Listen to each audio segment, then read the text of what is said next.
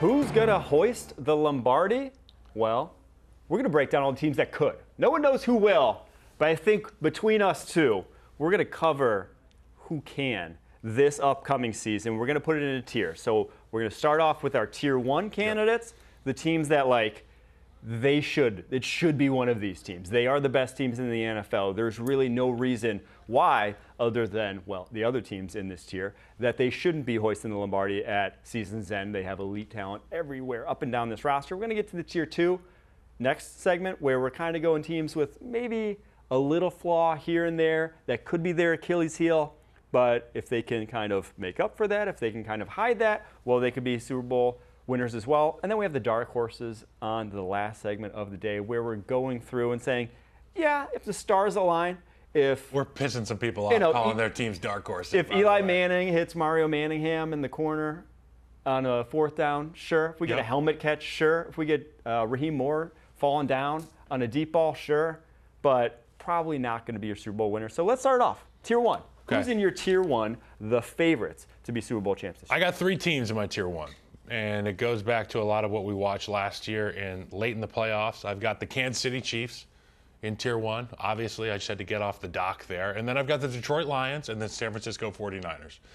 And here's why. A clean, tight tier one there. These guys are you look at all these groups, what do they have in common? They have a group of physical offensive linemen that will play a smash mouth brand of football. Now, the three teams are different in what ways? The Chiefs, they can do everything. They've got a wizard at quarterback. The Lions, they have a PhD at quarterback, and they've got a head coach who refuses to punt, kick, or do anything that would show any cowardice. And then the third team is San Francisco 49ers. A literal all-star team quarterbacked by Mr. Irrelevant, who has brought his team to the Super Bowl and came back from 17 points down against that very Detroit Lions team.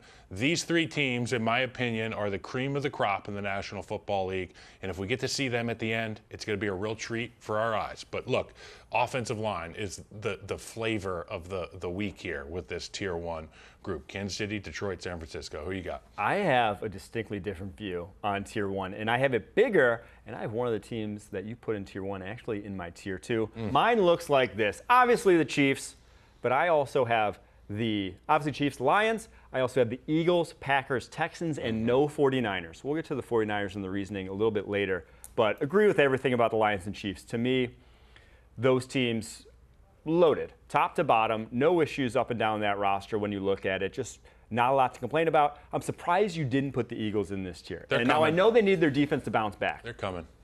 But Vic Fangio, I trust him as DC to have this team bounce back. And this offense looks like an all-star team. I mean, the dream team way back when Vince Young was talking about this, we're putting together a dream team.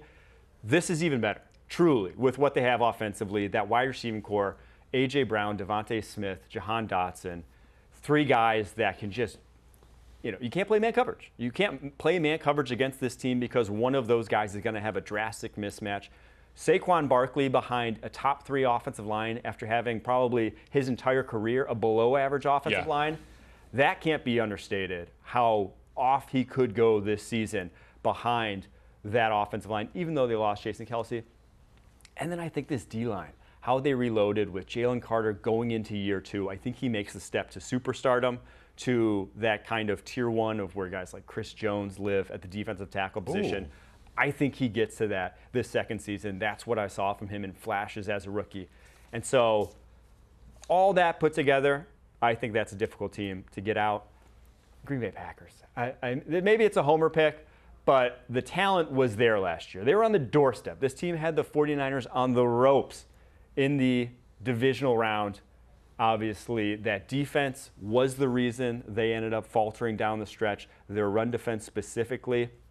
But this defensive line, 4 first-rounders across the front there, this now much improved secondary with the safety position completely revamped.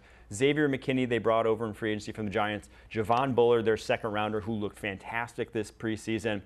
I think the stars are kind of aligning here, and we'll see a great litmus test for them week one against the Eagles next Friday night in Brazil, to be in that tier one, to be deserving of saying anyone in the NFL right now, they can go toe-to-toe with on any given Sunday. I know one word in Portuguese. Is obrigado Portuguese? I think it might be hello or thank you. I know 0 words Portuguese. But what I'm about to tell you is this. I like your list. Thank you. Okay, you look great today. Green looks good on you. But I got to stop hearing about the Green Bay Packers for just a second. And I'm going to talk about them in Tier 2. But I have some questions for you. The reason, can we move to Tier 2? Can I do my Tier 2 now and argue your Tier 1? Can we do that? Just give a brief. Just talk about why the tier they belong in Tier 2. So Green Bay, in my opinion, belongs in Tier 2 because the entirety of that offense showed that they can play at a high level in the National Football League last year. This year, are you going to show me that you can play together at a higher level? Is Jordan Love, the person that we're expecting to have this fabulous year, going to meet those expectations? Is he going to exceed those expectations? In the receiver room, you've obviously got a lot of youth. You've got a group that knows how to play with one another. I want to see them take the next step. Complacency is a big issue in the National Football League. And when you have success, when you have relative success, you can kind of coast, get off the gas pedal a little bit. I need to see this group, Romeo Doubs, Dontayvion Wicks, all these guys, pedal to the metal if the Green Bay Packers want to make a run at this thing. The reason I have them in my second tier, alongside the Cincinnati Bengals and the Houston Texans. I know we've got a graphic up here that'll be up any second. Shout out to our guy Harry, okay, in the background here, that pushing the pile. The Green Bay Packers lead off my second tier of Super Bowl contenders because I do like Jordan Love. I love Matt LaFleur. I know how hard it is to win games in division against the Green Bay Packers, particularly going on the road to Lambeau. I think they get a boat full of wins at home this year, and they take that show on the road and potentially have the opportunity to beat the Niners once they get there this year. And look, the Niners, they faced some teams that blew leads, and then they blew a vibe lead against the Kansas City Chiefs. Really, they were kicking their ass early in the Super Bowl.